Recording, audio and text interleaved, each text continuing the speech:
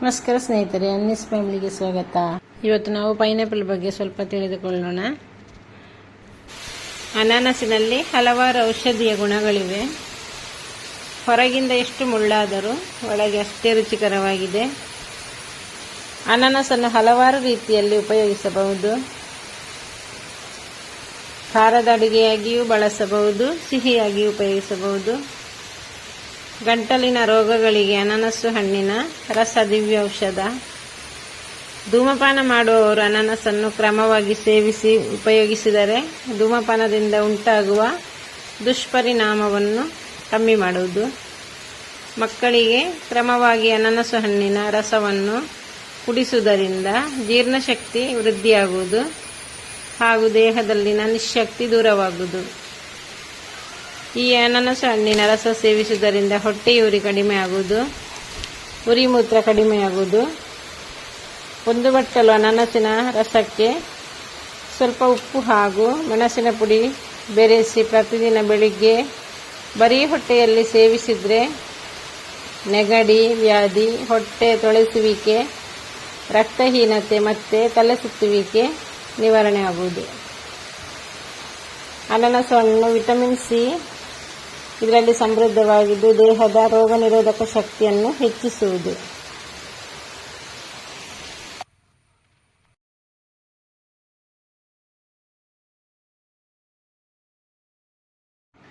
ಕೆಮ್ಮು, ಶೀತ, ನೆಗಡಿ ತಡೆಗಟ್ಟುವುದು. ಶ್ವಾಸಕೋಶ ಸಮಸ್ಯೆ ಇರುವವರು, ಗಂಟಲು ನೋವಿನ ಸಮಸ್ಯೆ ಇರುವವರು ಇದನ್ನು ಸೇವಿಸುವುದರಿಂದ ಒಳ್ಳೆಯ ಫಲಿತಾಂಶವನ್ನು ಕಾಣಬಹುದು. ಅನಾನಸಿಗೆ ಸ್ವಲ್ಪ ಉಪ್ಪು ಖಾರ ಉದುರಿಸಿ ತಿಂದರೆ ನಾಲಿಗೆಗೆ ಒಳ್ಳೆ ರುಚಿ ಸಿಗುವುದು. ಆಯಾ ಕಾಲಕ್ಕೆ ಬರುವ ಹಣ್ಣುಗಳ ಸೇವನೆ ಆರೋಗ್ಯಕ್ಕೆ ತುಂಬ ಉತ್ತಮ. ಪ್ರಕೃತಿದತ್ತವಾಗಿ ಸಿಕ್ಕಿರುವಂತಹ ಈ ಪೌಷ್ಟಿಕ ಆಹಾರವನ್ನು ಸೇವಿಸಬೇಕೆಂದು ವೈದ್ಯರು ಕೂಡ ಸೂಚಿಸುತ್ತಾರೆ. ಆದರೆ ಅದನ್ನು ಮಿತವಾಗಿ ಸೇವಿಸುವುದು ಒಳ್ಳೆಯದು.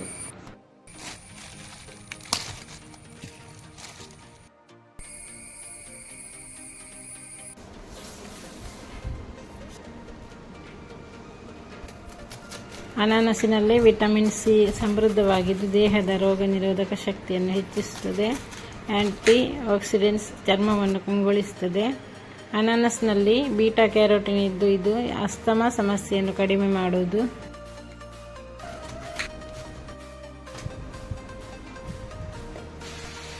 ಪೈನಾಪಲ್ ಜ್ಯೂಸ್ಗೆ ಸ್ವಲ್ಪ ಜೇನುತುಪ್ಪ ಸೇರಿಸಿ ಕುಡಿಯುವುದರಿಂದ ಕೆಮ್ಮು ಮತ್ತು ಗಂಟಲು ನೋವಿಗೆ ಆರಾಮ ಸಿಗುವುದು.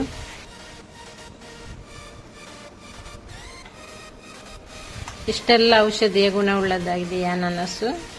ಎಲ್ಲಾದರೂ ಸಿಕ್ಕಿದಲ್ಲಿ ನೀವು ಬಿಡಬೇಡಿ. ಯಾವ ರೀತಿಯಲ್ಲಾದರೂ ಇದನ್ನು ಸೇವಿಸುವುದು ಒಳ್ಳೆಯದು. 3 ವರ್ಷದ ಮೊದಲು ನಾವು ನೆಟ್ಟ ಗಿಡಗಳು. ಕಳೆದ ವರ್ಷ ಸ್ವಲ್ಪ ಪೈನಾಪಲ್ ಆಗಿತ್ತು, ಈ ಸಲ ತುಂಬ ಪೈನಾಪಲ್ ಆಗಿದೆ. ಆದ ಕಾರಣ ಯಾವ ರೀತಿಯಲ್ಲಿ ಇದನ್ನು ಸೇವಿಸಬೇಕಾಗ್ತದೆ ಆ ರೀತಿಯಲ್ಲೆಲ್ಲ ನಾನು ಮಾಡ್ತಾ ಇದ್ದೇನೆ.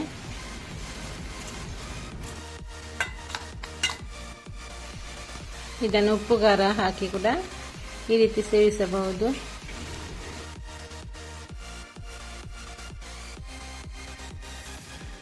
ನೆಕ್ಸ್ಟ್ ಇದನ್ನು ಸ್ಲೈಸ್ ಮಾಡಿ ಅದಕ್ಕೆ ಸಕ್ಕರೆಯನ್ನು ಹಾಕಿ ಒಂದು ಅರ್ಧ ಗಂಟೆ ಇಟ್ಟು ಅದನ್ನು ಆ ರೀತಿ ಕೂಡ ಸೇವಿಸಬಹುದು.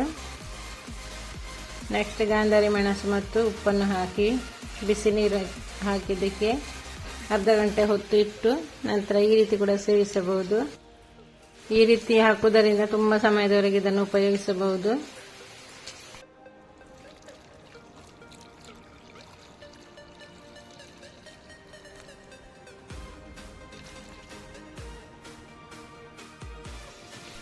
ಈ ರೀತಿ ಮಾಡಿದರೆ ಯಾರು ಕೂಡ ಇಷ್ಟಪಟ್ಟು ತಿಂತಾರೆ. ಈಗ ಸ್ವಲ್ಪ ಗಾಂಧಾರಿ ಮೆಣಸು ಹಾಕಿದರೆ ತುಂಬ ರುಚಿ, ಖಾರ ಕೂಡ ಇರ್ತದೆ. ಇದಕ್ಕೆ ಉಪ್ಪು ಹಾಕಿದ್ದೇವೆ ಹಾಗೂ ಈ ಅನಾನಸ್ ಸ್ವಲ್ಪ ಹುಳಿ ಹಾಗೂ ಸಿಹಿ ಅಂಶ ಹೊಂದಿದೆ. ಆದ ಕಾರಣ ತುಂಬ ಟೇಸ್ಟ್ ಆಗ್ತದೆ ತಿನ್ನಲಿಕ್ಕೆ.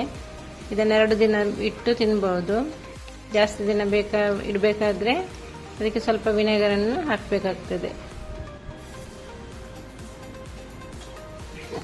ತುಂಬ ಪೈನಾಪಲ್ ಇದ್ದರೆ ಯಾವ ರೀತಿಯಲ್ಲಿ ಕೂಡ ನಮಗೆ ಮಾಡಿ ಇದನ್ನು ಸೇವಿಸಬಹುದು.